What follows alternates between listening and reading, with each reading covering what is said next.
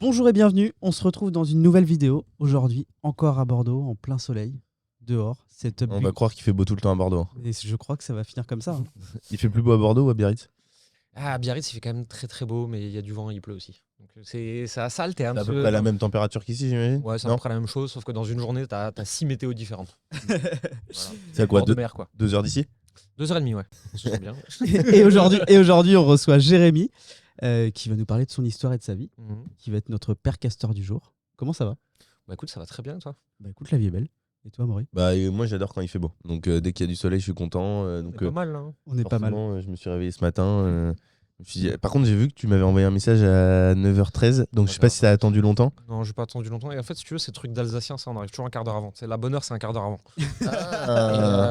Moi, genre, t'arrives en retard, ça me fait griller les neurones. Tu vois, les gens qui arrivent 5 minutes après, c'est que tu peux arriver à l'heure pile, mais viens pas en retard, quoi. Ça me fout les chakras en bordel direct, tu vois. Ça va, 9h. Amaury est pareil, mais dans l'autre sens. Un quart d'heure de retard. Ça va, tu m'as appelé, j'ai répondu direct. Non, mais c'est. En plus, va bien. WhatsApp, je sais pas vous, mais moi, ils mettent pas de notif sur mon téléphone. J'entends juste que ça sonne. Et du coup, maintenant, je sais que c'est WhatsApp, mais au début, je savais pas ce que c'était. Ça dépend comment tu l'as réglé, en fait, sur Ouais. les notifications. Ouais. Moi, j'ai Slack qui me fait le même genre de conneries. Ok, ouais, j'imagine que ça doit être en effet de ma faute. Père Castor, raconte-nous ton histoire. Je t'ai expliqué rapidement ce que c'était tout à l'heure. Peut-être juste avant que tu nous expliques, parce qu'on aime bien aussi avoir une idée un petit peu de l'entrepreneur que tu es aujourd'hui. Donc avant qu'on défile toute ta vie pour venir un petit peu au résultat, est-ce que tu peux nous expliquer un petit peu, Jérémy, très rapidement, ce que tu fais aujourd'hui, qui tu es, tes activités, en quoi ça consiste? Ouais. Je m'appelle Jérémy Coleman, je vais avoir 35 ans cette année, je suis entrepreneur depuis 10 ans, 15 ans, enfin, ça fait un moment, hein. La case salariée pour moi c'était pas trop possible, et ça on en parlera après sûrement. Ouais. Et aujourd'hui j'ai une entreprise qui fait de l'accompagnement, de la formation et du coaching pour des indépendants. Donc en fait on aide des coachs, des thérapeutes, des consultants, des solopreneurs à développer leur activité en organique ou en evergreen s'ils sont plus avancés. Je fais ça depuis bientôt 3 ans maintenant, on accompagne 300 clients par an, on est une équipe de 15 personnes. Voilà un peu l'entrepreneur que je suis aujourd'hui. Ok, c'est cool. Et du coup, uniquement activité entrepreneuriale, tu disais tout à l'heure que tu avais aussi un petit peu d'investissement. Je fais un petit peu d'investissement, j'ai un peu d'immobilier, j'aime bien les montres, j'ai un peu de crypto, je suis un peu exposé en bourse. Ok. Mais l'investissement, pour moi, c'est pas ce que je fais à temps plein ou même pas une grosse partie de mon temps. C'est vraiment réattribution des ressources que je sais pas placer dans mon entreprise. Donc tout ce qui est en excédent et qui va pas dans l'entreprise ou qui est pas replacé en formation, en accompagnement, en coaching, va être placé dans des endroits où... Mais je cherche pas tellement la performance et la rentabilité, je cherche juste à sécuriser la valeur de mon argent en fait. C'est pas ça aujourd'hui qui te fait vivre. Tu te Non, sers pas pas du de ces rendements pour vivre à aucun moment. Non. Ok, et juste du coup, aujourd'hui, vous êtes une quinzaine sur ta boîte. Ouais. Tous en full remote, c'est ce que tu nous as dit tout à l'heure. Tous en full remote, tous en freelance. Tous en freelance. Tous en Ouais. freelance, ok. Et en termes de chiffre d'affaires, si on peut donner des chiffres? Cette année, on va sûrement faire entre 1 million et 1,2 million au moins. Ok. Voilà, à peu près. Super, ok. Bon, bah écoute, on va pouvoir commencer du coup le podcast. On va maintenant pouvoir qu'on parler sait de toi. à qui on a affaire. On va remonter, j'imagine du coup, d'après ce que tu viens de nous dire, plutôt à ton premier souvenir entrepreneurial. Ouais. Te laisser le temps de la réflexion, te donner des idées. Nous, par exemple, vendre des cerises à 5 ans, ça fait partie d'un souvenir entrepreneurial. D'accord. Donc c'est toi qui décides et après on va remonter ensemble. Le premier vrai truc où on pouvait appeler ça de l'entrepreneuriat, même si bon, c'est un peu du bricolage, c'est j'étais au collège. J'avais internet chez moi, on n'était pas beaucoup avant internet à cette époque-là, j'avais internet chez moi et j'avais capté que je pouvais acheter sur eBay, ça venait de Chine, des boîtes entières de chevalières plaquées or, où la boîte me revenait sur eBay à 15$. Ok. Et derrière, je les revendais 20 € pièce. Putain, t'en avais combien? Oh, c'était des boîtes de 40. Alors nous, on n'appelle pas ça du bricolage. Hein. Là, il y a déjà un business hein, pour nous. Hein. Ouais, mais il y avait pas de société, il y avait rien du tout, tu vois. C'était dans la cour de récré sous ma veste, quoi. Non, mais on te met à l'aise. On a eu des shorts, des pulls. Des pulls Franklin Marshall, je crois. Des pulls Franklin Marshall. Moi, j'étais au collège, j'achetais des chaussures en Chine à des Chinois. J'envoyais des Western Union. Je l'ai fait aussi. J'avais pas de société. Je l'ai fait aussi. J'avais pas de société non plus. T'inquiète. Officiellement, c'était des usines dégriffées à Madagascar. Comme s'il y avait des usines Dior dégriffées à Madagascar. Mais du coup, t'as Mais acheté. le pire, c'est que j'y croyais, moi, à l'époque. Hein. J'étais sûr que c'était vrai. Hein. Mais pareil, je disais, mais vous croyez que ça sort, mais ça sort des mêmes usines. Voilà. Ah non, moi, j'étais sûr de moi. Hein. J'étais persuadé que ce que je faisais était 100% légal, 100% clean et tout.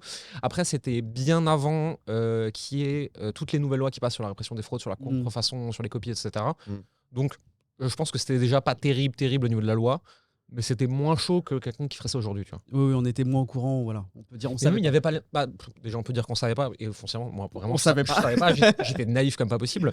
Mais même, c'était pas les mêmes lois encore sur la contrefaçon. Ouais, bien sûr. Donc, en fait, il y avait beaucoup moins de risques. Tu risquais juste des petites amendes pour les imports-exports. T'es de quelle génération? Quelle année? 88. Ah bah ouais, donc exactement pareil. Donc on a connu les mêmes choses. Donc, ouais, j'ai commencé avec Non, ces mais choses-là. rentable, quoi. rentable, par contre. Hein.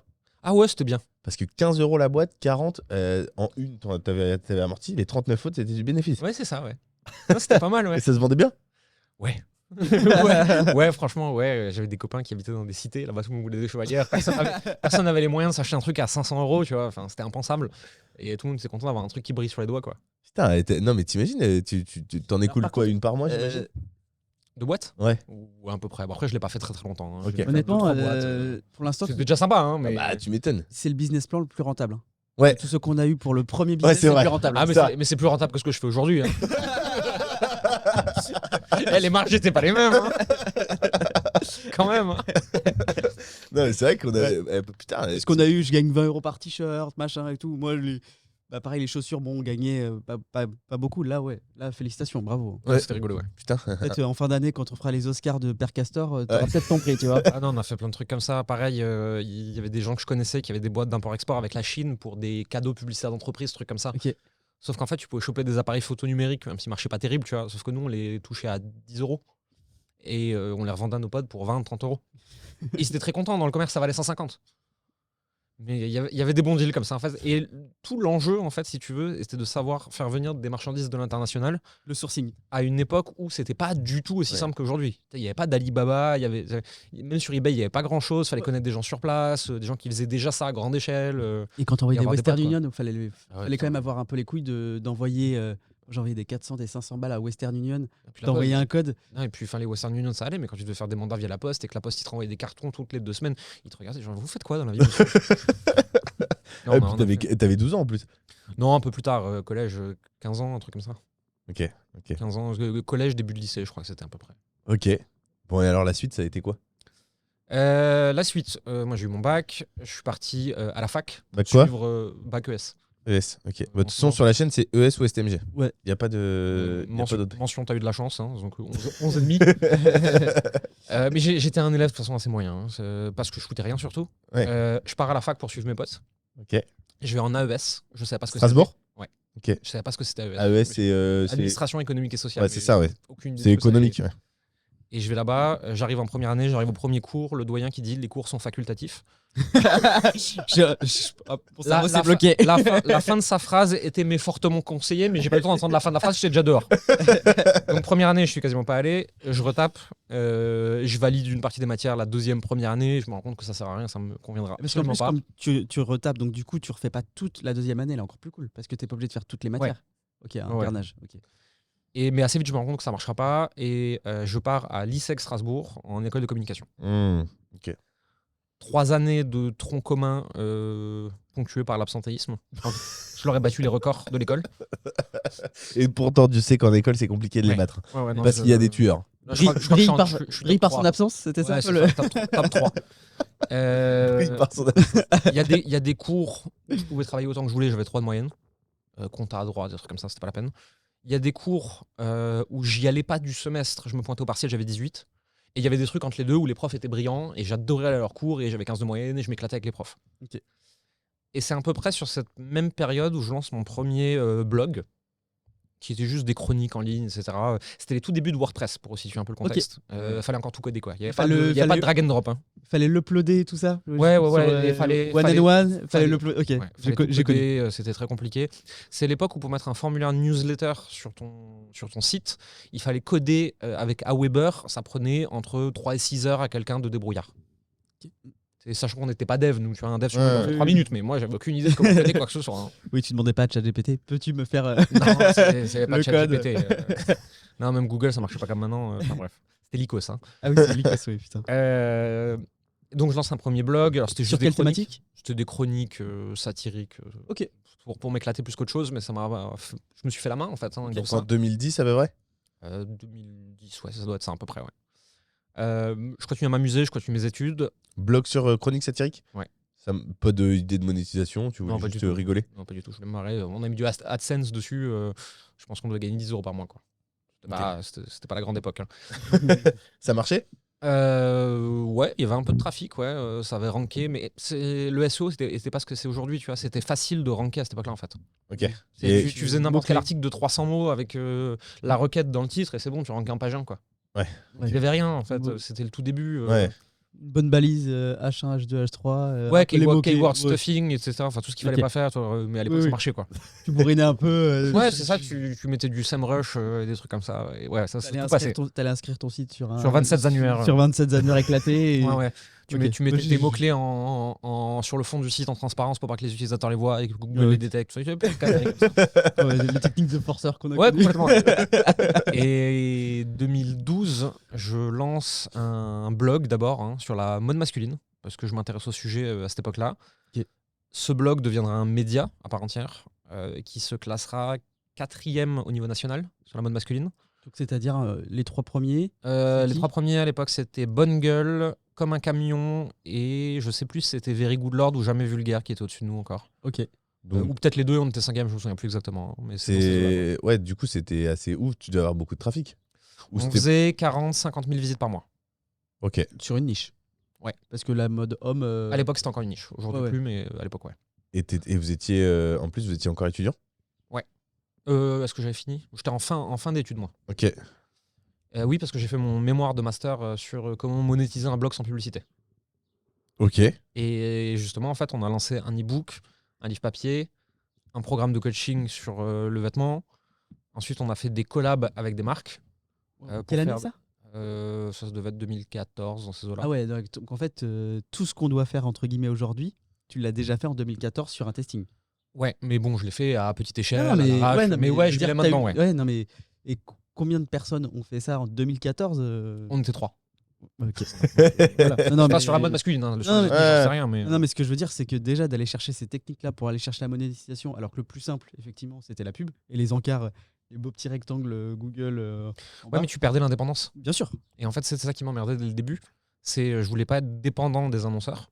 Parce que, ayant fait un cursus justement dans la publicité, je savais toutes les problématiques de ligne éditoriale que tu allais avoir si tu étais dépendant de tes annonceurs. Oui. Et en plus, tu maîtrises pas la pub qu'il va y avoir sur ton site. En plus, c'est pas toi qui l'avance, c'est pas toi qui fais la régie. Si tu passes par une régie externe, ça devenait très compliqué. Ouais. Okay.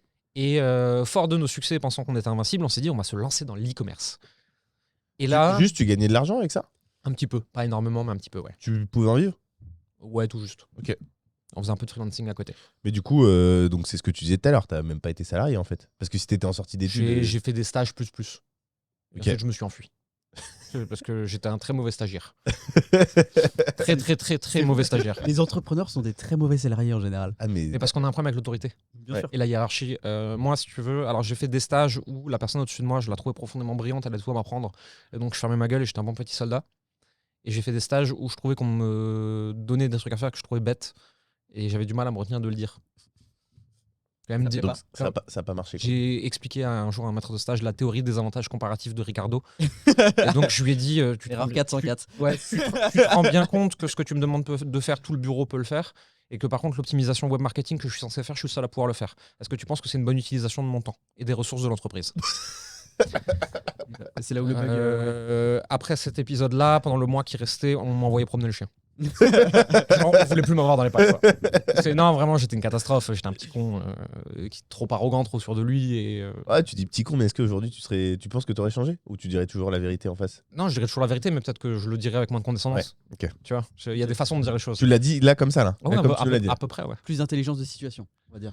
Ouais, et j'ai plus appris de communication, de la communication non violente, tact, savoir communiquer avec les autres. En fait, tu peux leur dire un truc qui va pas leur plaire, mais si tu leur dis intelligemment, en leur faisant comprendre que c'est dans leur intérêt et que tu te places pas au-dessus d'eux dans la conversation, en fait, tu peux tout dire à tout le monde. Mais à l'époque, j'étais con. Ok, donc e-commerce 2015 2014, 2015. 2015, dans ces eaux-là. On sait quoi comme site? C'est Joomla? C'est du Joomla? C'est du WordPress? C'est du WordPress avec WooCommerce à l'époque. WooCommerce, ouais. Okay. C'était un enfer en plus à configurer. WooCommerce, Mais c'est pas ça le plus drôle. Le plus drôle, c'est 3 mecs de moins de 30 ans qui débarquent à un salon à Paris avec les acheteurs du printemps des Galeries Lafayette et les acheteurs internationaux des États-Unis, etc. Déjà au début, ils ne voulaient pas nous laisser entrer. Il fait mais vous êtes acheteur ou vous êtes blogueur? Les deux. Non, ça marche pas. C'est soit vous êtes la presse et c'est pas aujourd'hui, soit vous êtes acheteur et c'est maintenant. Mais comment ça, vous êtes acheteur? Il n'y a pas de site. Faites pas chier, c'est lourd. Et on avait 25 000 € à claquer. On les a claqués n'importe Tu comment. les sortais d'où?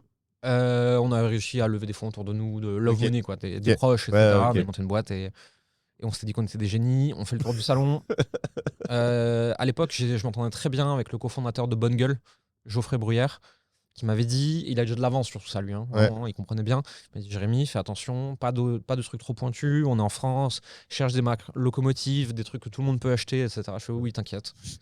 Je suis allé acheter une marque japonaise qui s'appelle Haversack, c'était des trucs déstructurés, oversize, undersize, avec des matières cheloues. Ça a mis 12 mois à arriver, avec les problèmes de douane. Les tailles japonaises, c'était pas les mêmes que les tailles françaises. Les trucs étaient concrètement pour des gens normaux, importables. Parce qu'à part c'était blogueur mode à la Fashion Week, personne n'aurait porté ça dans la vie. Et j'ai encore, sur ces 25 000 €, je pense 22 000 € dans les placards chez mes parents. Il n'y a rien qu'elle est. Non, vraiment pas. C'est une catastrophe. Et vraiment toute l'arrogance du mec qui croit qu'il sait et qui sait rien. Les photos étaient moches, le site était codé avec les pieds. On avait mais vraiment tout faux. Et c'est la plus grosse claque que j'ai prise dans ma vie La professionnellement. vie t'a rappelé. Ouais, c'est ça. Tu crois que t'es bon, allez, bam. Tu vas commencer par passer à la caisse et après on discute. J'ai plus jamais fait d'e-commerce. Hein. Ça m'a vacciné. Au moins, t'en as tiré des leçons a posteriori. Ouais, de pas faire d'e-commerce. Je laisse ça à ceux qui savent le faire. C'est pas mon métier. Putain, t'as rien vendu, tu devais être fou par contre. J'ai vendu 3 trucs et demi, quoi. Ouais. Alors sur les collabs qu'on a fait avec des marques, on les a vendus. Ok. On avait fait des ceintures faites en Italie, patinées à Paris, etc. Vraiment des beaux produits qu'on avait fait en collab avec une boutique à Strasbourg qui était Revenge Home. Donc c'est une passionnée vraiment du produit, mais de sa confection, qui connaissait les fabricants. On a trouvé ensuite les personnes pour faire les patines au pinceau. On a fait des produits fous. Les t-shirts, on les a fait avec un créateur et tout. Mais quand on a voulu acheter pour revendre, déjà c'est plus les mêmes marges. Tu vois, déjà, si tu fais un x2,2, t'es content. Sauf une fois que t'as enlevé la TVA, les charges, les impôts, les machins, les trucs, il reste rien. Et ouais, non, sur les commerces, c'est quand même planté, quoi. Ok. T'as continué ce. On a continué le média. Tu l'as toujours?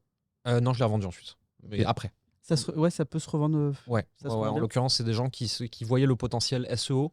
Ok. Et qui se sont dit. L'antériorité du nom de domaine, etc. C'était revendu à une personne qui l'a monté en puissance et qui derrière l'a revendu à quelqu'un. Combien et combien? Tu as les chiffres?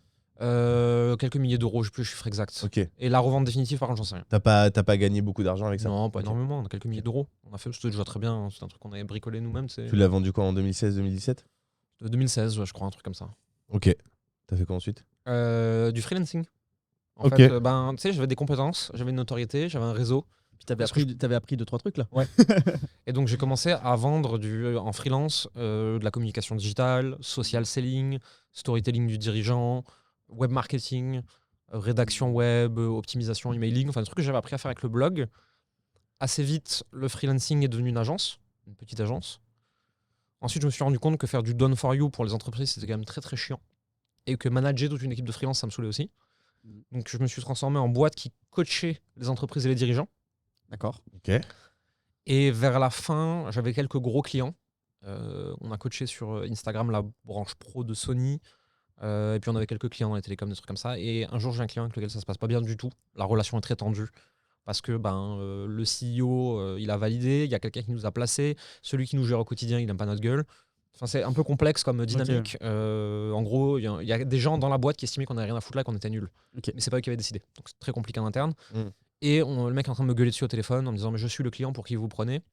Je raccroche, je romps le contrat, je dis plus jamais ce genre de boîte. Et c'est là que j'ai commencé à rebasculer vers le monde des infopreneurs et des coachs. Okay. Parce que du coup, tu te destinais plus à ce moment-là vers du monde startup? Agence, donc corporate, ouais. B2B classique, quoi. Donc t'étais, pour bien comprendre, tu étais seul freelance au départ et après tu as embauché d'autres freelances qui t'aidaient à gérer tous les clients que tu avais? Qui étaient aussi en free, je les ai pas embauchés. Ouais. Moi, j'ai jamais eu de salariés, je suis bossé avec des free. Ça a l'air important pour toi. Ouais, parce que tu peux plus les payer. Ouais. Ils sont plus libres. Et toi aussi. Ouais. Et la relation est peut-être plus saine. La relation est plus saine et tu peux avoir des gens qui sont meilleurs en fait. Et pour le même budget, si je leur demande moins de temps, j'ai des gens bien meilleurs. C'est vrai. Et aujourd'hui, ça devient de plus en plus important. On le regarde post-2020. Bien sûr. Les gens qui sont vraiment bons, sauf quelques Spoutnik qui veulent être salariés parce que la mission de l'entreprise leur paraît tellement dingue qu'ils ont envie d'y aller. Ouais. La plupart des gens aujourd'hui, ils ont tous envie d'être indépendants. Ouais. Et de bosser avec un ou deux clients seulement, mais ils ont tous envie d'être indépendants. Il y a une liberté psychologique qui est plus importante et Et que ce soit pour toi ou pour eux, le partenariat est gagnant-gagnant, quoi. Ouais, non, mais c'est surtout qu'aujourd'hui, en tant qu'entreprise, si je veux payer quelqu'un 1500 €, ça me coûte 2000. Mais si je veux le payer 2000, ça me coûte de suite 3500, 4000. Ben, si je dois dépenser 3500, 4000, je préfère lui donner à lui directement. Je dois donner la moitié à l'État et l'autre moitié à la personne. Non, mais complètement. Après, la sécurité du salariat, aujourd'hui, ça veut plus rien dire. Bah, ça rassure quand même pas mal de personnes, mais en effet. Les banquiers, ça rassure qui? Oui, exactement. C'est ce qu'on... Ouais, mais vu qu'on Mais fait nous, de ça l'IMO- nous parle. Ouais, bien sûr. Non, mais le CDI a cet intérêt-là. Aujourd'hui, je te rejoins à 1000%. Ça, le seul intérêt du CDI, c'est le banquier. C'est de pouvoir lever de la dette. Psychologiquement, pour beaucoup de personnes. C'est sûr, moi entrepreneur, même pour louer un appart, c'est chiant, quoi. Alors que j'ai genre 5 fois le loyer. Oui, non, mais... Ouais. Non, mais c'est... Et ça en fait, rentre moins dans leurs assurances me veulent pas. C'est même pas les propriétaires qui me refusent, c'est leurs assurances loyer impayé qui m'aiment pas. Oui, tu rentres pas dans les cases. Ouais, c'est ça. Après, elles vont évoluer, je pense, dans les années à venir, parce qu'il y a tellement de personnes qui se retrouvent à être de plus en plus freelance, etc., que je pense qu'ils vont avoir tendance quand même à faire C'est quand évoluer même des grosses boutiques, c'est des grosses machines, c'est des bulldozers. Ça met du temps. à Ça va piloter. prendre du temps. Ouais, je pense que les propriétaires vont aussi s'adapter. Tu vois, t'as un entrepreneur, tu le sens bien, il a l'argent, mais t'as envie de te sécuriser, tu prends 3 mois d'avance et puis c'est réglé, quoi. Fais pas chier, je te les donne et tu me laisses tranquille, quoi. Ouais, ou au pire, tu légalement, mets... ça soit possible. Non, mais sinon, tu prends Visal si tant est que tu puisses être éligible. Bon, après, si tu gagnes assez bien ta vie, ça dépend si tu te sers un salaire, faut voir, mais tu as ce genre de choses qui fonctionnent bien aussi aujourd'hui pour les assurances, pour les propriétaires. Ok, donc du coup, cette aventure, elle était de 2016 à 2020, j'imagine. J'ai débuté dans le monde du coaching et de l'accompagnement en fin 2018, début 2019. Donc ça a duré, l'histoire agence freelance, et tout, ça a duré 2-3 ans, quoi. Ok, et du coup, tu es monté à quoi en termes de clients, en termes de freelance, en termes de... Tu te souviens un peu En termes de freelance, j'avais 3-4 personnes qui bossaient avec moi. Ok. Plus un ou deux stagiaires, je crois. Nombre de clients, j'en avais une dizaine. Et ça devait faire... Que des gros Ouais, quasiment. Un ou deux petits. Mais parce que je kiffais ce qu'ils faisaient, j'avais trop envie de travailler avec eux. Je me disais que ça allait être cool. Et en termes de chiffre d'affaires, à l'époque, ça devait faire entre 10 et 20 000 euros par mois, peut-être, un truc comme ça. Ok. De CA. Hein. Ouais. Ah, donc là, tu as gapé, là, alors. Là, récemment, tu as quand même gapé en termes de chiffre d'affaires. Parce que jusqu'à 2020-2021, tu disais, cette aventure, agence Agence, c'était jusqu'à... Non, agence, c'était jusqu'à 2018-2019. Ah, jusqu'à 2000. Je croyais que ça avait commencé. Ok. Non. Donc 2016, 2018-2019. En gros, tu as revendu ton site, tu es passé indépendant. Freelance, agence, coaching, etc. Et ensuite, 2019, je fais de l'accompagnement. Avant de parler de l'accompagnement, comment on se place pour avoir c'est quoi ces appels d'offres pour avoir des clients comme Sony quand on est tout seul, indep Non, moi la création de contenu, pour moi, si tu veux, c'était une seconde nature depuis 2012. Sauf que ce qu'il faut remettre dans le contexte, c'est qu'en 2016, 2017, 2018, tu faisais un article sur LinkedIn, tu étais le seul. Donc moi, un jour, j'ai fait 2-3 articles sur les dernières tendances de communication du dirigeant que moi, j'avais chopé aux États-Unis. Et j'ai 10 patrons des plus grosses agences parisiennes qui ont voulu me recevoir. Ah ouais, juste avec un article LinkedIn. Ouais. C'était ouf. Incroyable. Alors que j'étais personne, hein. Dans le monde des... J'avais pas fait les grandes études de pub, j'avais pas de réseau, je venais de débarquer à Paris quelques années avant, etc. Et je me suis retrouvé vraiment assis dans les bureaux de grandes agences parisiennes ou de grandes marques parce qu'ils avaient vu mon article sur LinkedIn, sur Medium ou des trucs comme ça. Et l'article, il a vraiment pété? Ouais, il avait fait plus de 100 000 vues, je crois, un truc comme ça. Sur un article LinkedIn. Hein. Un moment où LinkedIn, on le considérait pas de la bonne manière. C'était un CV à l'époque. Ouais, voilà, c'était un CV. On rédigeait pas. On rédigeait pas forcément d'articles. Personne ne faisait d'articles. Donc tu as été novateur aussi sur ça. À cette époque-là, ouais. Tu as été un des premiers à le faire. Ouais, après, l'erreur que j'ai fait, c'est que j'ai arrêté. Ok. Si j'avais continué, ce serait fou. Aujourd'hui, tu as combien de personnes sur LinkedIn? Je dois en avoir 7-8 000, je crois, un truc comme ça. Okay. Pas dégueulasse, mais si à l'époque j'avais poussé. Ouais, oui, je pense que tu serais à 50 ou 100 000 aujourd'hui, certainement. Ouais, probablement. Ouais. Comment t'expliques le fait que, du coup, de par ton analyse, et après on reviendra sur l'aventure, mais ça c'est une petite digression. Comment t'expliques que LinkedIn, ça soit devenu aussi hype ces dernières semaines, derniers mois? Les créateurs de contenu, ils sont allés, ils ont vu qu'il y avait de l'attention facile. Okay. Je faisais une analyse il n'y a pas longtemps. J'ai un post qui a buzzé sur Facebook. Ouais. 150, 180 likes, 95 commentaires, etc. Et plusieurs partages. Je vais dans les stats, parce que j'ai un profil créateur, je vois que ce post a fait 1000 impressions. 1000 impressions sur LinkedIn, c'est un post qui a merdé. Hein. Ouais. LinkedIn, un post qui fait un tout petit peu de visibilité, il fait 20-30 000 impressions. Ouais. Donc en fait, tu te rends compte que sur LinkedIn, et c'est en train de diminuer, hein, mais l'attention est encore très très cheap. C'est encore très facile de faire de la visibilité sur LinkedIn. C'est pour ça que tout le monde y allait. En fait, il y a des créateurs qui ont compris que là-bas, ils avaient une audience ultra qualifiée qui pouvait toucher hyper facilement. Et t'as pas le sentiment que là, justement, Facebook, ces dernières semaines, au contraire, ça repart parce qu'il y a tellement peu de personnes qui produisent que du coup, dès que tu mets quelque chose, ça te met en avant? C'est pas que parce qu'il y a peu de personnes qui produisent, c'est que Facebook est en perte de vitesse et ils ont redynamisé avec les Reels. Ouais, c'est les réels qui. Ils ont réussi à reprendre de la vitesse et du volume avec les formats verticaux. Ils ont enfin craqué un peu le code. Et moi, je connais des gens qui ont réussi à faire des audiences de 70, 80, 90 000 personnes sur Facebook juste avec des formats verticaux en quelques semaines. C'est ouf. Et des audiences qui convertissent, hein, pas des audiences TikTok. Hein. Taquet. Voilà, non, mais TikTok, ouais, C'est offert par la maison. 27 minutes. TikTok, c'est bien si t'es Plat du pied sécurité. TikTok, c'est bien si t'es un influenceur, c'est bien si t'es un e-commerçant, c'est bien si tu veux faire de l'awareness, mais pour vendre des trucs chers, c'est quand même un peu nul, je trouve. Et ça veut pas dire que ça va pas se rentabiliser, mais moi, j'ai pas 5 ans à mettre pour bâtir une audience sur TikTok, alors que je peux la rentabiliser x100 ailleurs dans le même temps. Quoi. C'est quoi aujourd'hui pour toi les plateformes pour une personne qui veut monter une communauté et essayer de revendre Ça dépend 100% de ta cible. Ça dépend de quel type de personne tu vas adresser. Prenons l'exemple de nous, par exemple. Tiens, je vais prendre mon. Non, mais je Je fais te un pose la podcast question. pour faire un coaching perso. Donc sur de l'IMO Par exemple, sur une activité. Alors, je vais pas prendre coaching. Je vais prendre, par exemple, Nous, on a une agence immobilière spécialisée dans le clé en main sur l'investissement. Tu peux lui faire une facture après. Hein. LinkedIn, Instagram, YouTube. Ok. Euh, Des vidéos. sur YouTube, oui. Ça peut être juste du facecam éducatif, en fait. Hein. Là, maintenant, ça est en train de se normaliser. Mais moi, je sais que j'avais une discussion avec un copain à moi qui était gestionnaire de patrimoine. J'avais cette discussion avec lui il y a 3 ans. Ouais. Et je lui ai dit, fais des vidéos éducatives sur la gestion de patrimoine sur YouTube. Il m'a dit, l'a fait non, je peux pas, c'est compliqué, machin, tout, les réglementations, les trucs. Et... Bah non, il l'a pas fait, mais enfin, à l'époque, il y a personne qui le faisait. Ouais. Aujourd'hui, tu as toutes les agences qui commencent à le faire. Mais tu aurais pu prendre une posture de leader très, très, très facilement. Ouais, donner de l'info avant et gratuite. Et en fait, aujourd'hui, ce que tu peux faire, mais même avec moins de moyens, tu regardes ce qui marche sur Netflix comme format. Autour de l'IMO, il y en a de plus en plus. Hein. Tu regardes L'agence, même sur l'argent, etc. Sur l'argent, il y a des vrais formats aux États-Unis. Ouais. Il y a un mec qui vient dans une famille. Ouais, c'est Ramit Sethi. Ouais, voilà.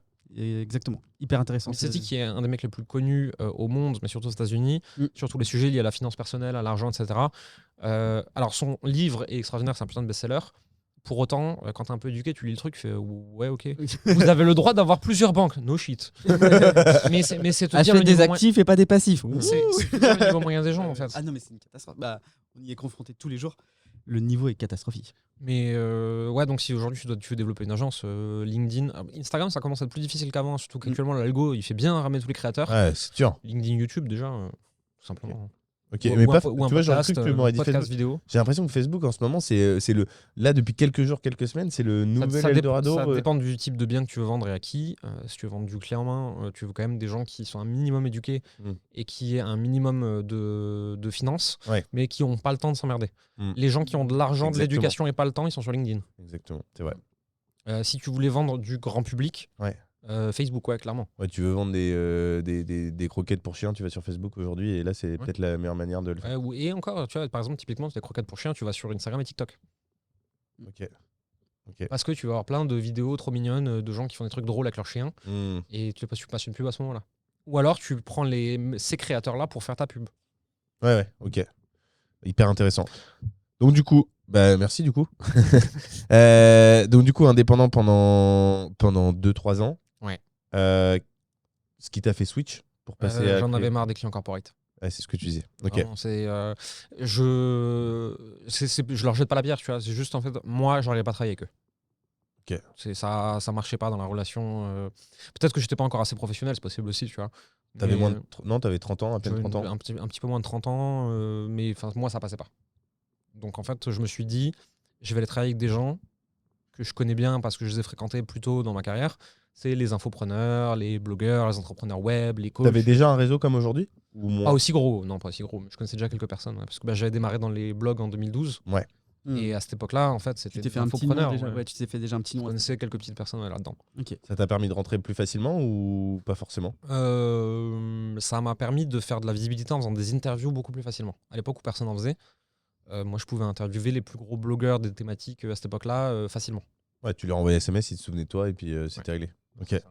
Et donc, du coup, tu as créé cette. Je sais pas, on peut dire agence. C'est quoi comment tu définis aujourd'hui alors aujourd'hui, c'est pas une agence, c'est une entreprise d'accompagnement et de coaching. Je sais pas quel mot on peut utiliser.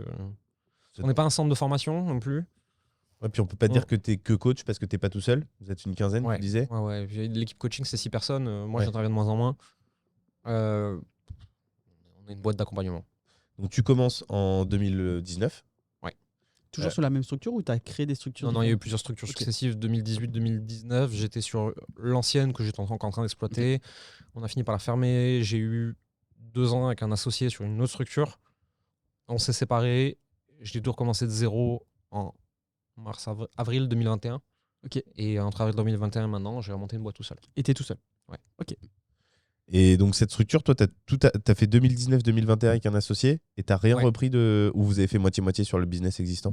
On a fait moitié-moitié sur le cash qui restait dans la boîte. Ok. Et on a tout arrêté. Et les clients, Je crois que c'est lui qui a géré la suite des clients, mais moi je suis sorti, quoi.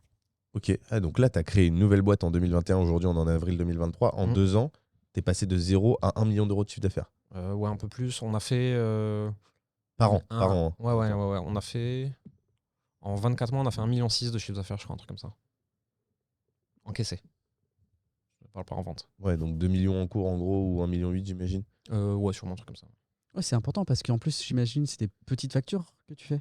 Pas tant que ça, hein. Nous, les tickets moyens, ils vont démarrer autour de 5 000. Ok. Quand même, il faut quand même les. Oui. Ouais, il faut faire quelques clients. Oui, Ouais. non, mais c'est surtout ça que je. Bah, c'est ce que tu disais, 300 clients par an. Ouais, à peu près, ouais. Bah, franchement, c'est. Avec, ouais, on démarre autour de 5 000. Dans de l'accompagnement de groupe, ça va aller jusqu'à 15. Et moi, les quelques clients que je prends one-one, ça va aller jusqu'à 30-35 pour 6 mois. Mais j'en prends 1 ou 2 dans l'année. C'est pas significatif. Des infopreneurs systématiquement? Des coachs, pros de l'accompagnement, formateurs, thérapeutes. Donc des gens qui vendent soit de la formation, soit de l'accompagnement. T'as le droit de donner des noms de personnes un peu connues que t'accompagnes ou... Non, je peux pas. Non, tu donnes aucun nom. Il y en a qui sont connus par le grand public, j'imagine. Ça dépend de ce que tu appelles le grand public. Ça reste quand même des trucs de niche. Hein. En tout cas, dans leur domaine d'activité, c'est des référents. Ouais. C'est des leaders. J'en ai quelques-uns, ouais. Sans forcément donner de nom, il y en a qui ont fait des témoignages qui sont disponibles sur Internet. Ok, si on va sur ton podcast ou ta chaîne YouTube. Sur YouTube, il y a un truc témoignage, ils peuvent aller regarder. Peut-être qu'ils en connaissent, peut-être qu'ils en connaissent pas, mais j'essaye de pas tomber dans le piège de je m'attribue le succès des gens. Ouais. Tout simplement parce que je pense profondément que des gens qui ont réussi en travaillant avec moi, ils auraient réussi en travaillant avec quelqu'un d'autre. Ils sont juste reconnus en moi et ça m'a mieux matché avec moi qu'avec un autre mentor. Mais les gens qui réussissent pas grâce à un coach, ils réussissent grâce à eux. C'est quoi ta vision du coaching? Alors forcément, elle est subjective, mais aujourd'hui, est-ce que tu crois, est-ce que tu penses, j'imagine que oui, mais qu'un entrepreneur qui est coaché réussit mieux? Et si oui, Ça dépend ce que tu mets derrière mieux. financièrement, plus de business, plus de clients? Plus vite, avec moins de difficultés intérieures, en faisant moins de conneries, en perdant moins d'argent sur le chemin. Tout le monde peut y arriver seul. T'as pas besoin d'être coaché. Hein.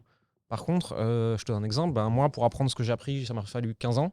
Ouais. Aujourd'hui, Internet est un peu différent, donc peut-être que toi, il te faudra 6. Ouais. En te faisant accompagner, ça te prendra 6 mois ou 1 an. Donc en fait, il faut te demander, est-ce que je valorise plus mon temps ou mon argent? Si je valorise plus mon argent, j'essaie de ne pas en dépenser et je mets du temps sur la table pour aller là où je veux aller.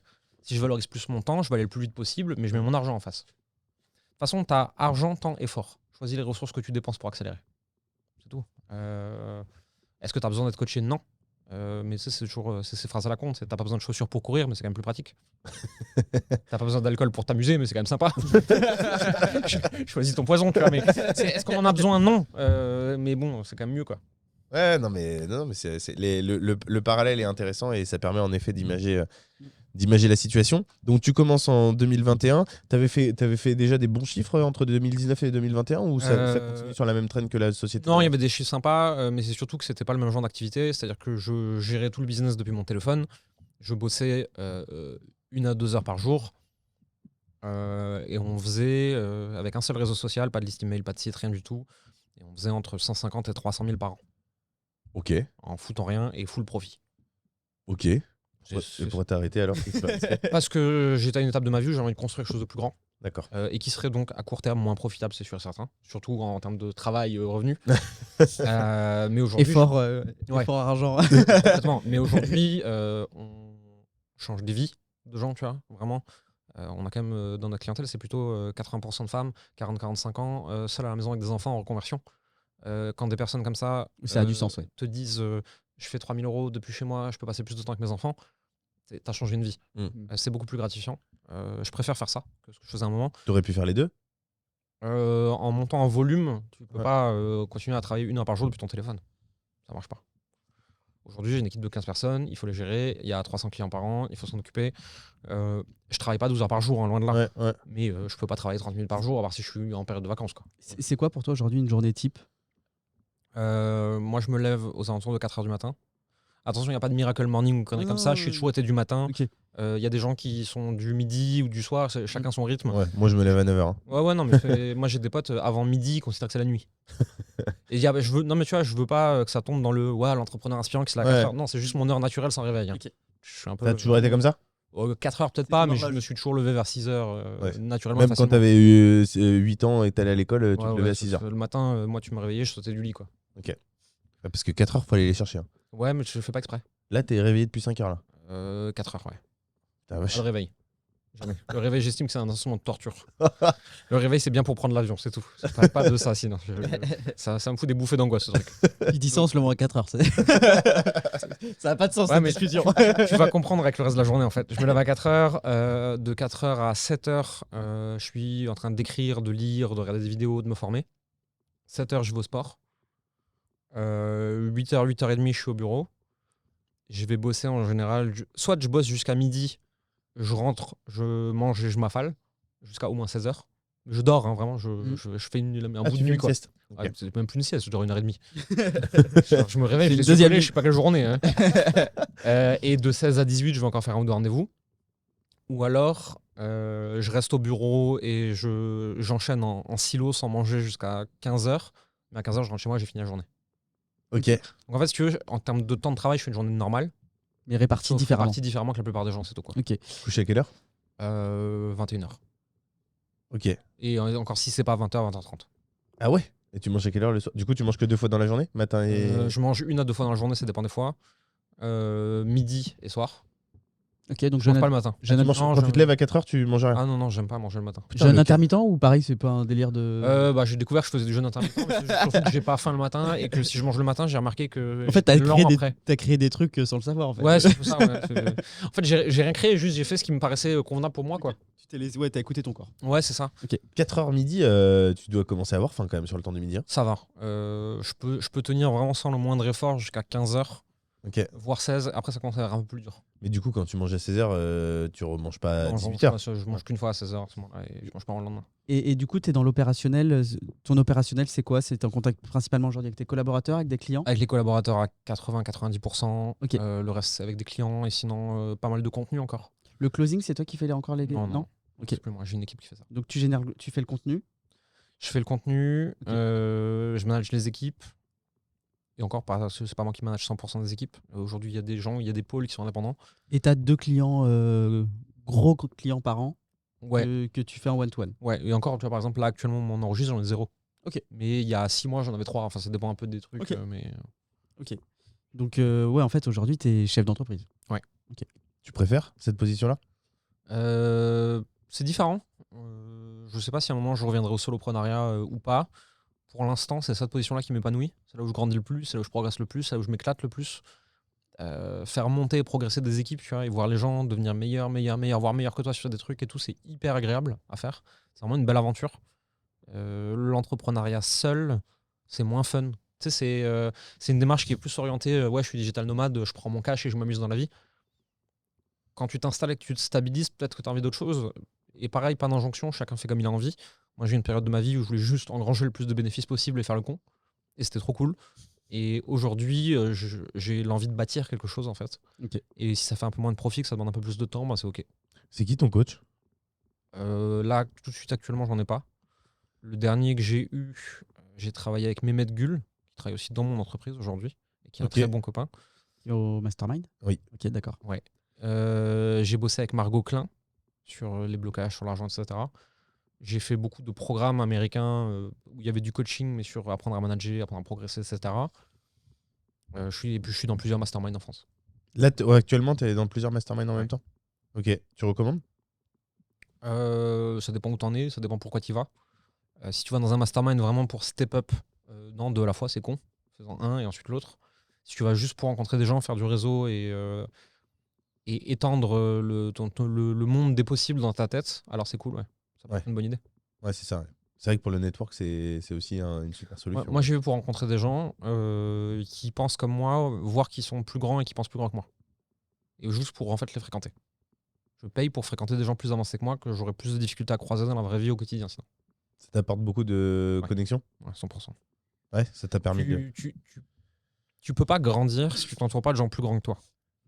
Mais les gens plus grands que toi, ils ont pas que ça à foutre. Donc en fait, soit vraiment tu trouves un moyen de les approcher comme ça, mais c'est pas évident. Soit en fait tu payes pour être assis à côté d'eux. Tu payes pour être au bon dîner, au bon événement, au bon mastermind. Tu crées une chaîne d'interview pour rencontrer des gens. Créer des opportunités en fait. Et en discutant avec ces gens, tu te fais quand même coacher malgré toi par des gens qui sont plus avancés que toi sur des points. Tu vois. Ouais, complètement. Moi, si demain, je sais pas, je veux me lancer dans l'investissement IMO comme vous faites, premier truc que je fais, c'est je monte un podcast sur l'IMO, je fais venir 25 personnes qui maîtrisent le truc et je leur fais raconter tout ce qu'ils font. C'est exactement ce qu'on se disait hier soir avec ce podcast. Et tu sais que Jérémy, t'étais parti acheter du vin tout à l'heure parce que Jérémy nous a réclamé du vin quand il est arrivé. Il est basque. Bon, bref, c'est une longue histoire. C'est faux. Ils mentent. Je bois pas le matin. On avait un Sauf brief. si on n'a pas encore dormi. Là, j'ai dormi. Et en fait, on en parlait et il me disait, mais moi, tu sais, le podcast aujourd'hui, c'est l'une, et c'est ce qu'on disait tout à l'heure, c'est qu'au pire, même si ça fonctionne que moyennement ou peu importe, on n'a pas les résultats qu'on imaginait, c'est juste une excuse pour rencontrer énormément de personnes. C'est un truc de Ah malade. oui, non. C'est un Moi, truc moi, de ça malade. j'en ai aussi, ça m'a amené un peu de clientèle. Hein. Ça m'a amené un peu de principe d'autorité par transfert, etc. Tu vois. Mais globalement, c'est quand même juste un moyen. On mettra le lien de ton podcast. Mais globalement, c'est quand même juste un très très bon moyen de passer 1 heure, 1 heure et demie avec des gens hyper intéressants. Quoi. Quel est l'invité qui a fait le plus où tu as senti vraiment ça t'a apporté une crédibilité? Oussama Amar. Ok. Après, Oussama, c'est le cheat code de YouTube. C'est presque trop facile, tu vois. tu dis n'importe quoi sur lui, que ce soit quelque chose de gentil ou de méchant, tu fais 50 000 vues. Mais non, on a eu une conversation qui était intéressante et qui était agréable. Et, en fait, si tu veux, dans le monde du coaching, ça va pas changer grand-chose pour moi. Ok. Mais par contre, d'un coup, il y a des gens du monde du freelancing, de la Startup Nation, du B2B, etc., qui d'un coup se sont dit ah, en fait, il sait 2-3 trucs, ce gars, tu vois. Il est pas complètement con, tu vois. Et il s'assoit à la table donc ouais, c'est un peu cliché, mais ouais. c'est très cliché hein, parce que Oussama c'est quelqu'un d'hyper sympa, hyper accessible, etc. Mais ouais, j'ai senti qu'il y avait eu un revirement. Et l'effet inverse, il y a des gens depuis ces interviews qui genre faut plus me toucher, je suis sale. Quoi. Faut plus me toucher, faut plus me parler. Ah ouais. Faut pas que je sois vu avec eux, faut pas que C'est marrant ça. je peux plus afficher mon nom à côté du leur. Il y a des gens ils veulent plus me voir. T'es Quoi. passé du côté obscur de la force. Ouais, c'est ça, ouais. Énorme. Ah, c'est ouf ça, j'aurais pas cru du tout, tu vois. Si. Oussama, c'est de la kryptonite. Mais moi, mais bon, après, si tu veux, moi j'ai fait Oussama. Ouais, ça me fait rire. Et surtout, en fait, j'ai fait Oussama et quelques semaines après, j'ai fait Tougan Bara. Oh bah là, bon, c'est bon. Ouais, si tu veux, c'est le tiercé dans l'ordre, quoi. Si je veux quand la moitié d'internet, même pas, c'est bon, j'ai fait ce qu'il fallait. Mais C'est le tiercé dans là, oui. et puis après, j'ai fait des coachs yin, énergétiques, un peu perchés, tu vois, comme ça, tout le monde me déteste et puis comme ça, moi, je suis bien, tu vois. Tranquille. Mais les gens qui me parlent encore, c'est des gens qui ont un cerveau. Oui. Donc en fait, moi ça va. Ça me Une prend capacité d'analyse qui peuvent voilà. Surtout que c'est pas parce que tu interviews une personne, tu as le droit de. D'ailleurs, tu délivres même pas ton avis en fait dans l'interview. Ah mais moi je l'aime bien Oussama, je l'ai toujours dit, et je l'assume, je le revendique. Et, Oui, mais ce que les gens ils pensent de lui, je m'en tape en fait. Mais en fait, c'est pas parce que en tout cas de mon point de vue, c'est pas parce que tu côtoies quelqu'un que de fait t'es. Alors, c'est vrai que ça a une limite cette vision-là parce que peut-être qu'il y a certaines personnes, je pense à des. Genre, je pars trop loin dans ma tête, mais tu vois, je pense à Hitler ou ce genre de choses. C'est le principe d'effet d'association. Si je fréquente quelqu'un, ça veut dire que ses valeurs sont en adéquation avec les miennes. Ça veut dire que s'il fait des trucs que machin juge négatif, machin déduit que moi je suis d'accord avec ces trucs-là. Ça veut dire qu'il y a des choses qu'il fait que t'aimes bien, mais Ouais, t'es pas forcément d'accord avec tout. Ouais, ou alors, moi je suis pas juge du tribunal commercial, en fait ça me regarde pas et je m'en tape quoi. Ouais, non mais ça complètement. Mais même au-delà de ça, sur la vision, etc. Je suis assez surpris quand même. J'aurais pas imaginé que autant que ça t'apporte positivement, j'imagine. Mais moi ça me fait rire. Ça fait un tri en fait. Quelque part. Moi 2022 c'est l'année où j'en ai pris le plus dans la gueule sur internet et j'ai un youtubeur qui a décidé de me cibler, j'ai un grand média altermondialiste qui a décidé de me cibler. Ensuite j'ai une grosse page satirique qui a décidé de me cibler et là c'était une campagne de cyberharcèlement, tu vois. Ils sont arrivés à 10 000 sous mes pubs, pris des faux rendez-vous Calendly, harcelé toute mon équipe, enfin bref. Bonne ambiance. Ah ouais. Plus les interviews là début 2023. T'es blindé en fait au bout d'un moment, tu vois. Et ça t'a affecté à titre personnel ou Alors la toute première vidéo, ouais. parce que je m'y attendais pas et que tu te dis c'est pas juste. Mais j'ai fait une vidéo de réponse, hein. Donc moi je suis au clair. Ok. Ensuite il y a eu l'article, je me suis dit encore. Ok. Quand il y a eu la campagne de cyberharcèlement, ça c'était dur. Pas parce que t'as touché à tes équipes là. ouais, non, mais c'est surtout qu'en fait, tu dois. Tu sais, en fait, si tu veux, nous, on fait de la publicité en plus, on est exposé et tout, donc de toute façon, tu te fais insulter 2-3 fois par semaine. C'est Ouais. la norme. Hein. Ouais. Mais là, pendant cette période-là, c'était 40 fois par heure. Ok. Et donc, faut le gérer, ça. Faut enlever les trucs, faut bloquer les gens. Et donc, en fait, pendant un mois, j'étais toute la journée en train de gérer ces conneries. Et donc là, nerveusement, c'est dur. Ouais, c'est fatigant. Ouais, c'est ça, c'est éprouvant. Mais au bout d'un moment, en fait, tu t'en T'as fous. plus rien aujourd'hui? J'en ai toujours un petit peu, mais je les cherche en fait. Ouais. Et sur LinkedIn, maintenant, mes posts, je les signe Jérémy, votre coach de coach préféré. Non, mais en fait, de toute façon, en fait, si tu veux, je me suis battu pendant un an pour leur expliquer que j'étais pas ça. Ils veulent pas comprendre, donc bon, on va gagner du temps. Vous voulez me mettre dans une case, voici la case. Non, et puis c'est ouf parce que dans le fond, c'est quoi en quoi ça leur pose problème? Si tu as des clients qui sont prêts à payer pour ton service et que ça correspond à ce qu'ils cherchent. En fait, si tu veux, la problématique de fond, c'est il y a des gens qui dénoncent un truc qui est réel dans mon industrie. C'est l'espèce de Ponzi du coaching où tu as des gens qui ont zéro compétence. Je suis business coach qui invite à vendre cher, qui forme des gens à devenir business coach qui incite à vendre cher, qui forme des gens à devenir business coach, etc. Et moi, mes clients, c'est des gens qui sont dans la reconversion professionnelle, qui sont dans la perte de poids, qui sont dans la santé naturelle, qui sont dans le monde de amour-relation, qui sont des psys, qui sont des thérapeutes, des hypnos, des sophros. Enfin, si tu veux, moi, des clients qui font du business coaching à proprement parler, comme nous on fait, il y en a moins de 10%, voire moins de 5%. Donc à partir de là, en fait, ce qui est reproché, je me sens pas tellement concerné, mais c'est vrai que c'est chiant à la longue. Et donc j'ai longtemps essayé de contrer et de dire non, c'est pas vrai, non, c'est pas vrai, non, c'est pas vrai. Et au bout d'un moment, je me suis dit, si, vous avez raison, je suis exactement ça. Voilà. Et ça facilite les choses. Bon, au moins, ils savent pourquoi ils gueulent et moi, ça me change rien et je perds moins de temps. Ok, parfait. Ça fonctionne? Ils gueulent moins dessus? Je sais pas, je fais plus attention en fait. Ouais. Au bout d'un moment, tu vois, Alors, en fait, si tu veux, je suis arrivé à un stade où dès qu'il y a quelqu'un qui me gonfle sur Internet, je le bloque. Je sais pas de débattre, je sais pas de discuter, je sais pas de voir s'il peut changer d'avis, je le bloque immédiatement. Il y a une citation que j'aime beaucoup, c'est complètement inutile de se battre avec un cochon dans la boue. Vous serez tous les deux sales et un des deux aime ça. et en fait, un hater sur Internet, c'est ça. C'est quelqu'un qui veut débattre et traîner l'argumentaire dans la boue avec des arguments fallacieux la plupart du temps. Moi, j'ai pas le temps. Après, là où c'est positif, c'est que ça fait remonter les posts, si on voit le côté positif. Ouais, mais Ça te fait gagner en notoriété. Ouais, c'est mais pas c'est forcément En positif. viralité, mais... Ouais, en viralité, ouais, mais c'est une perte de temps en fait. Ah bah, Moi, là-dessus. j'ai la technique des 3 cœurs. Ouais, j'ai essayé. Ou alors, j'aime bien la technique le du truc. smiley comme ça, tu sais. Les gens ils t'insultent, tu fais juste. 3 cœurs, normalement, ça marche. J'avais bien aimé aussi, c'est un mec sur LinkedIn qui avait fait ça, je lui avais piqué l'idée une fois. À chaque fois qu'il a un hater, il répond avec une recette de cuisine de marmiton. Il copie-colle une recette de cuisine, tu vois. Genre le mec il dit ouais, vous êtes un escroc, voici la recette des endives à la béchamel. Je trouve ça génial, tu vois. Je l'avais fait une fois, ça m'avait fait beaucoup rire. Bon, comment on fait péter une boîte du coup? C'est quoi toute l'expérience que tu as eue? Enfin, péter une boîte, comment on fait pour passer de 0 à 1 million d'euros de chiffre d'affaires en un an? Le truc le plus important, c'est le product market fit. C'est l'adéquation entre ce que toi tu veux vendre et ce que l'audience veut acheter à un instant donné. Ça, c'est vraiment, tu peux craquer tous les codes que tu veux, c'est ça le plus important. C'est la base. Parce que mauvais produit, mauvais marché, tu peux te battre pour aller chercher 500 000 par an. Ouais. Mais à un moment, nous, récemment, on s'est posé la question, on a discuté avec des gens qui faisaient 2, 3, 4 fois notre chiffre d'affaires. On discute avec eux de l'intérieur du business, de leur technique, de leur compréhension, etc. Et on voit que en termes de compétences métiers, ils sont moins bons que nous. Mais ils font 4 fois notre chiffre. Et donc, en fait, il y a 2 trucs à capter et qu'il va bien falloir admettre. Leur product market fit est meilleur que le nôtre. Ils ont mieux compris leur marché que nous, on a compris le nôtre.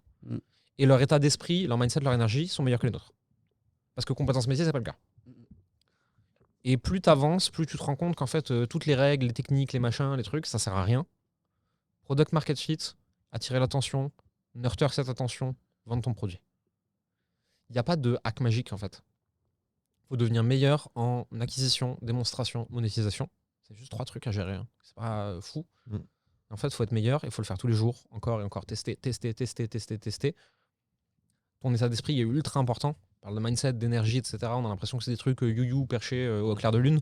Non, il y a une vraie réalité. Tu vois, la différence entre un mec qui fait 1 million et un mec qui fait 10 millions par an, c'est son état d'esprit. C'est ses croyances, c'est sa carte du monde. Parce que c'est ça qui dicte nos comportements en fait derrière. En fait, si tu veux, il y Pour a. toi, il y a les gaps, si tu devais les placer dans cette compréhension, c'est lesquels? Tu parles de 1, 10 millions. Pour toi, un entrepreneur qui fait 1 million, un qui fait 10, un qui fait 100, ils ont des compréhensions différentes. C'est quand que tu passes des gaps selon toi? euh, Quand tu te confrontes à la réalité de je peux pas faire 2 fois plus de ce que je fais, tu vois. Mm. Donc je vais devoir faire autrement. Et donc là, tu vas devoir approcher une nouvelle identité en fait. Je te donne un exemple. Pour passer de 0 à 10 000 par mois, il faut faire du contenu, pousser ton offre, la vendre toi-même. Tu veux passer à 100 000, tu te rends bien compte que tu peux pas faire toi-même 10 fois plus de ce que tu fais. Ok, il faut recruter une équipe donc. Il faut que cette équipe elle soit autonome pour gérer ça en volume x 10. Maintenant, une fois que tu es à 100 000 par mois, tu veux passer, je sais pas moi, à 300 000, tu sais que tu peux pas gérer 3 fois plus de volume de clients. Donc il va falloir d'autres offres. Et ces offres-là vont devoir être marketées différemment. À qui, pourquoi, comment. Ok, d'accord. Donc en fait, là, c'est plus l'acquisition. Le problème, c'est comment je fais pour que mes clients ils upsell. Pour qu'ils upsell, il faut qu'ils aient plus de résultats. Donc il faut que je leur amène des résultats plus rapides. Donc il faut que je cible mieux mon persona. Pour avoir seulement des gens qui vont réussir et qui vont être tellement contents, tellement vite qu'ils auront envie d'upsell. Et donc en fait, j'augmente ma LTV, ma valeur par client. Et donc je peux dépenser plus en acquisition. Donc, je peux passer devant mes concurrents, faire plus de volume. Et tu vois, à chaque fois, c'est des compréhensions différentes de ce que tu dois craquer. Au début, tu dois craquer le product market fit et mettre les mains dedans. Ensuite, tu dois craquer l'acquisition et la démonstration.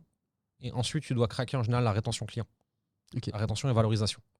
Et après, derrière, c'est des couches de management, c'est attaquer des plus gros marchés en étant plus grand public, etc. Moi, j'en suis pas encore là.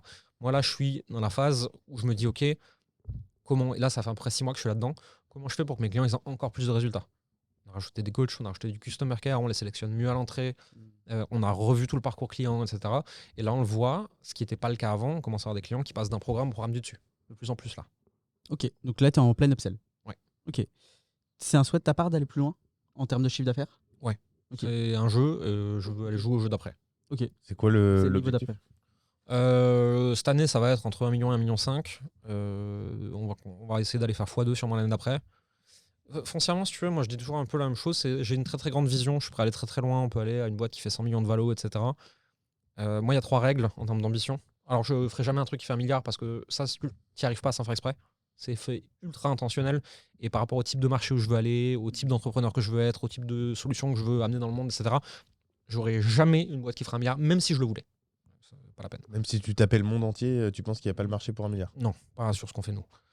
Mais c'est surtout, en fait, mon ambition est sans limite du moment que c'est fun, c'est lucratif, ça nique pas ma vie perso.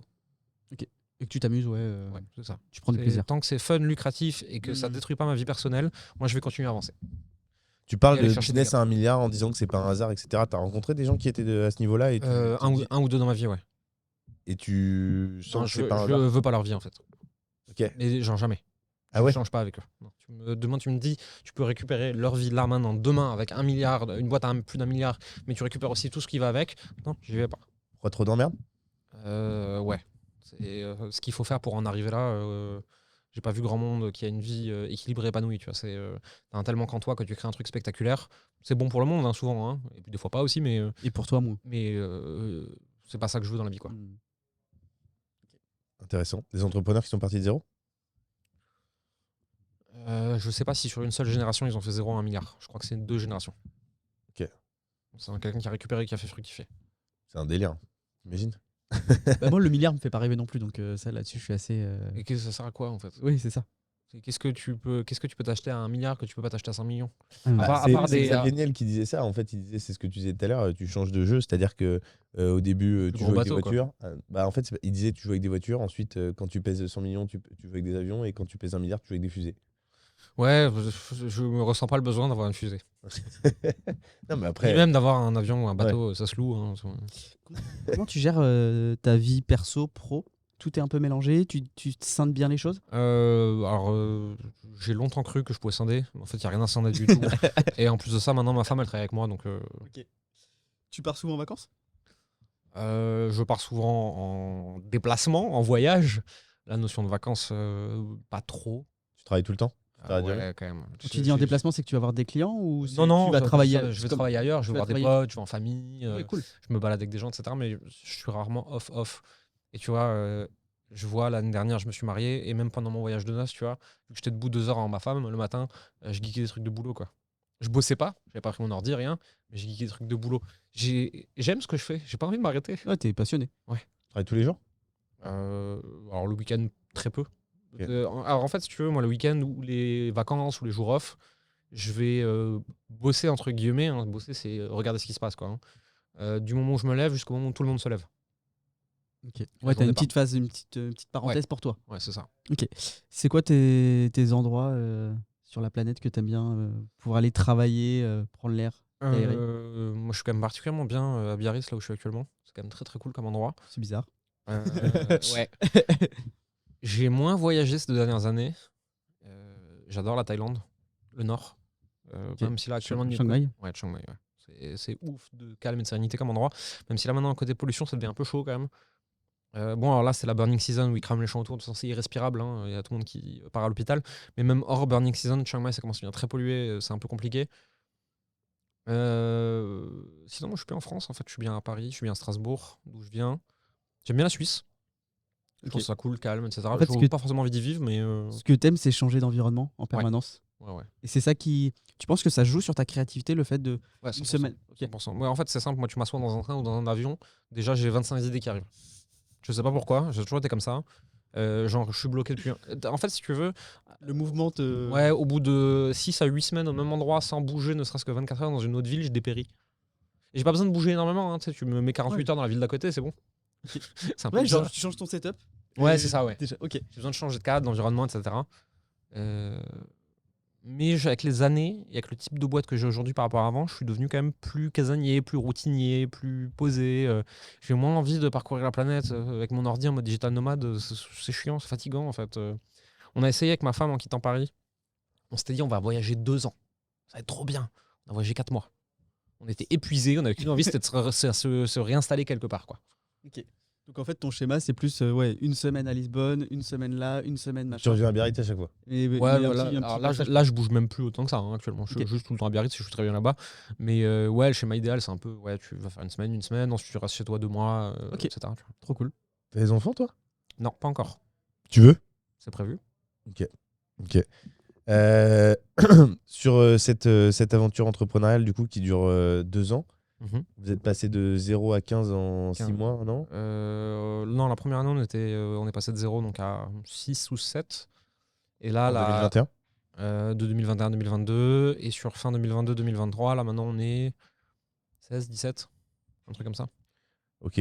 T'as 6 coachs, ça veut dire que t'avais tellement de besoins en coaching que t'arrivais plus à tout assumer et du coup tu t'es retrouvé à. Tu pouvais pas tout faire. Alors, déjà, je voulais pas tout assumer. Ok. En plus de ça, il y a plein de trucs où c'est plus moi la meilleure personne pour le faire. Je donne toujours un exemple tout con. Si tu veux, si t'as jamais roulé en voiture de ta vie, Ouais. est-ce que tu préfères apprendre à conduire avec un moniteur d'auto-école ou avec un pilote de F1? Ouais, non mais. Si on te fout à 17 ans sur un circuit avec un pilote de F1 et une voiture avec 600 chevaux, Mm. la première chose que tu fais, c'est d'aller droit dans les pneus. Dans le meilleur des cas. Mm. Moi, aujourd'hui, il y a plein de trucs où je sais plus ce que ça fait de pas savoir. Ok. Donc, en fait, le client il me posait une question, je vais même pas comprendre sa question. Mm. Ou genre, intérieurement, je vais me dire, mais il est con, quoi. Enfin, c'est évident. Bah non, c'est pas évident pour cette personne, en fait. Ouais. Mais moi, ça fait tellement longtemps que je sais que je comprends plus.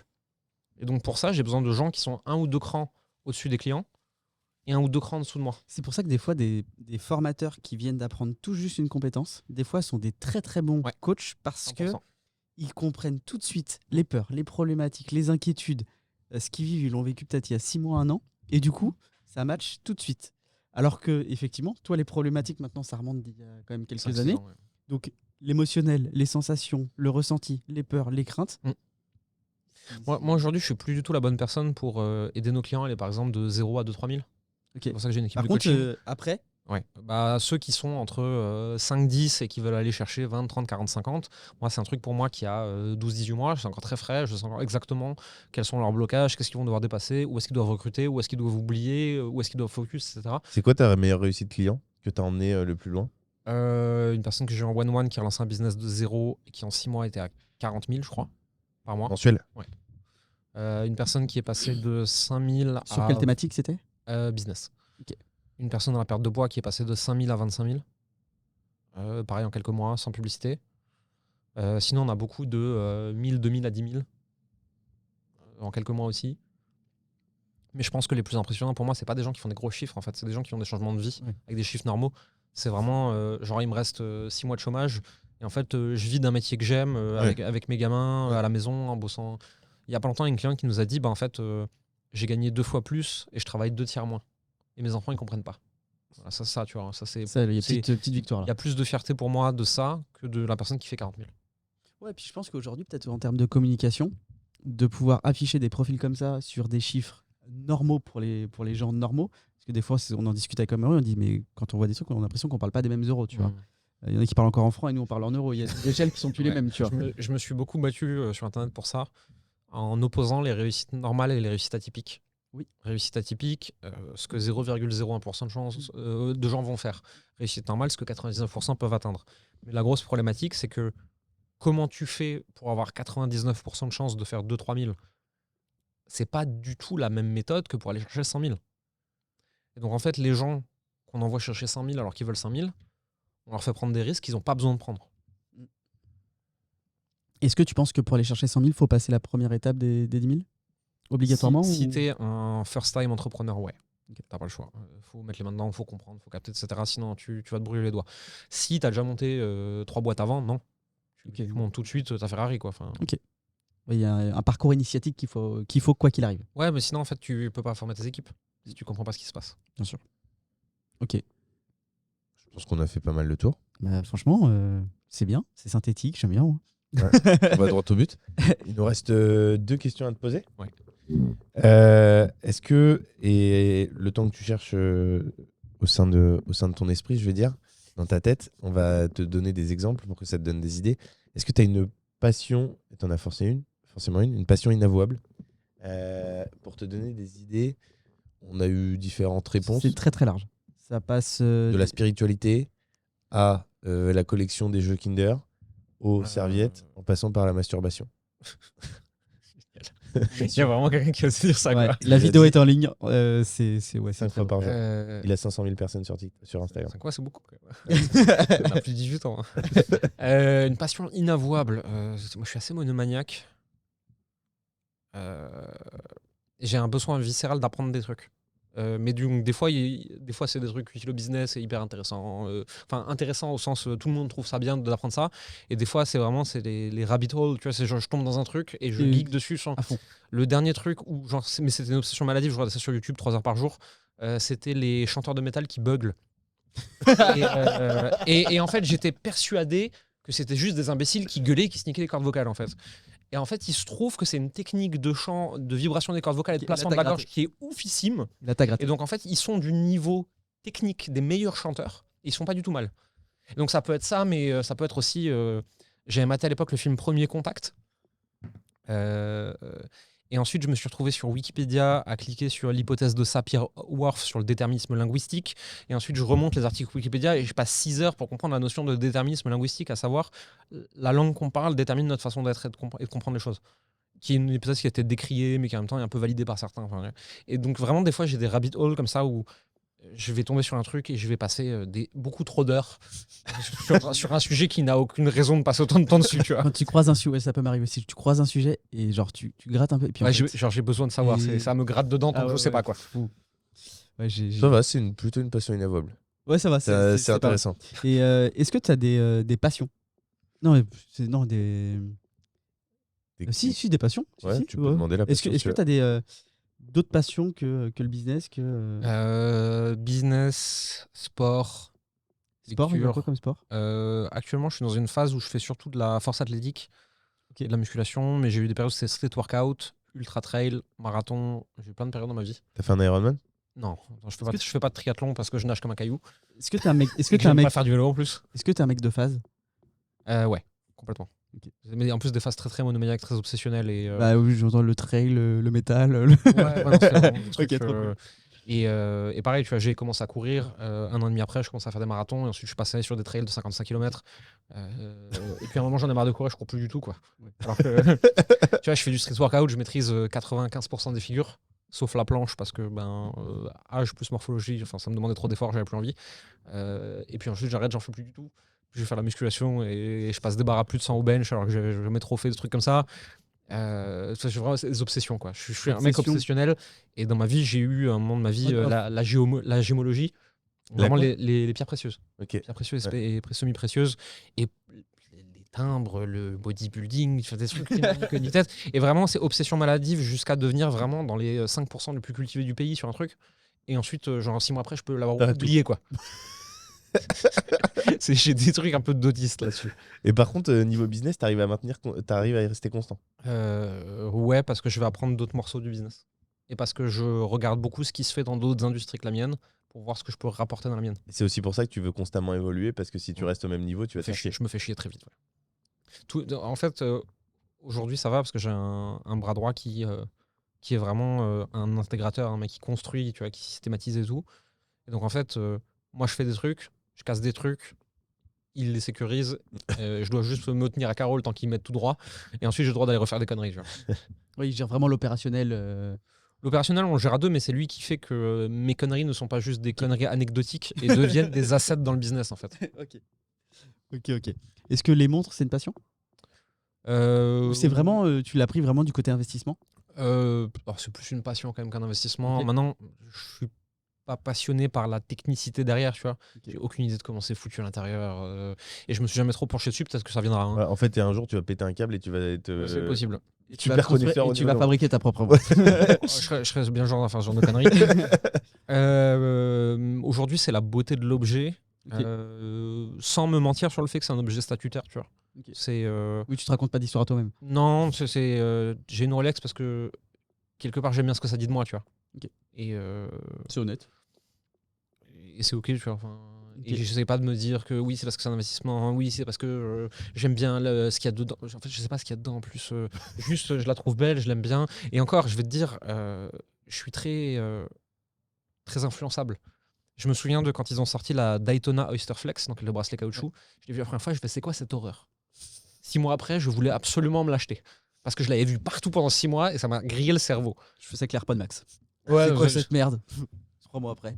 Ouais, voilà, c'est ça, tu vois. Il y a des objets qui sont purement statutaires et c'est ok aussi, tu vois, c'est pas grave. Ok.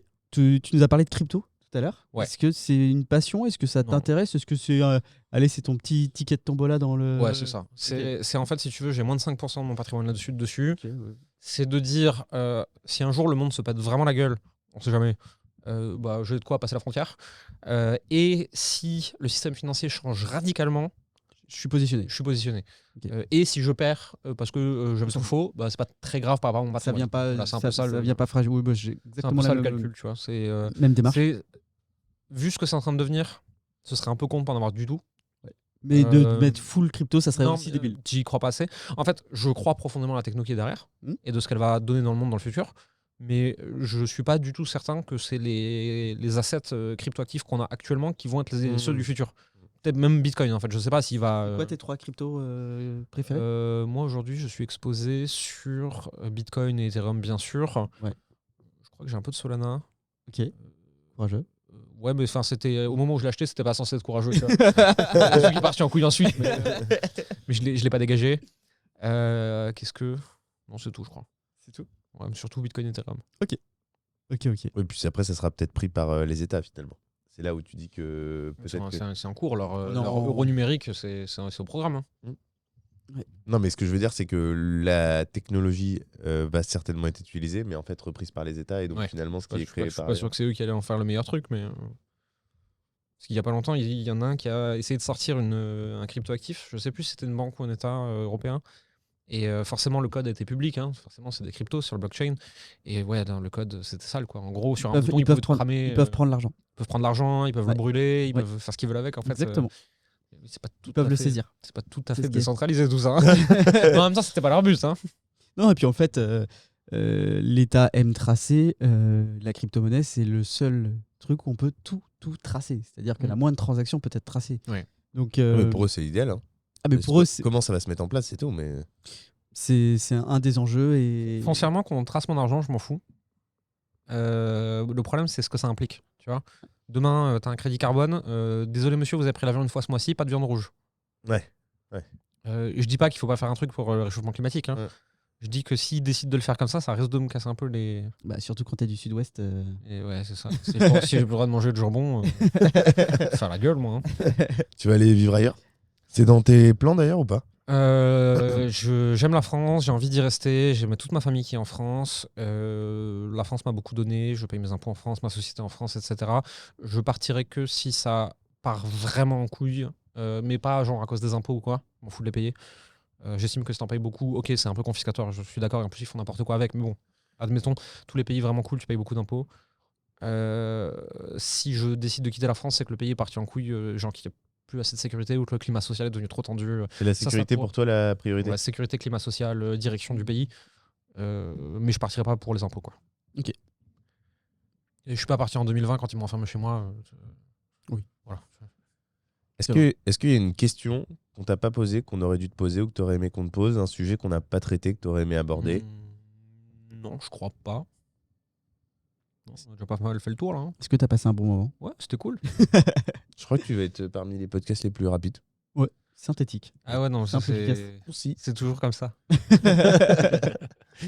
on peut passer 4 heures sur un truc ou le torcher en 10 minutes. Moi, Ouais, c'est ce que tu disais en fait. Ouais. Si tu... La prochaine fois, on parlera de timbre. En fait, j'ai un truc par rapport à la façon dont je restitue l'information, et je l'ai depuis tout petit en fait. Soit je sais, et je sais immédiatement, c'est-à-dire j'ai une capacité de mobilisation de mes connaissances qui est immédiate, soit je sais pas, et tu peux me laisser 6 heures devant une feuille blanche, je saurais pas. Hein. Donc en fait, par exemple, mes partiels, même des partiels de 6 heures, j'ai fini au bout de 45 minutes. Ou pas. Mais ça pouvait présager d'un 18 comme d'un 0. Ça voulait rien dire. C'est juste que si je sais tout de suite. Et si je sais pas, je sais pas. Donc dans tous les cas, ça vient de rester. C'est vrai, ce qui est assez impressionnant, c'est qu'on te pose la question, du tac au tac, tu réponds, et tu réponds exactement ce que tu imagines comme étant la bonne réponse. Ouais, puis Mhm. une capacité à synthétiser. C'est-à-dire que quand tu nous dis pour le business, c'est product market fit, machin, Ouais, machin, ça, c'est ça, très c'est- très Après, tu synthétisé. dois être habitué aussi à le dire. Mais... Ouais, c'est parce que je répète et je raffine mes réponses en permanence. Ok. Tu sais, j'ai fait beaucoup d'interviews, je fais beaucoup de vidéos, je fais beaucoup de live, je fais beaucoup d'écrits, je fais beaucoup avec les clients, je fais beaucoup de formations. Et finalement, tu répètes un peu toujours la même chose et bah, tu raffines ton propos année après année. Et donc forcément, au bout d'un moment, il est plus synthétique. Quoi. Trop cool. Mais en tout cas, on a passé un super moment. Ouais, merci, c'était Pareil. cool. Et puis, nous, on vous dit à la semaine prochaine. Salut. Ciao. Ciao.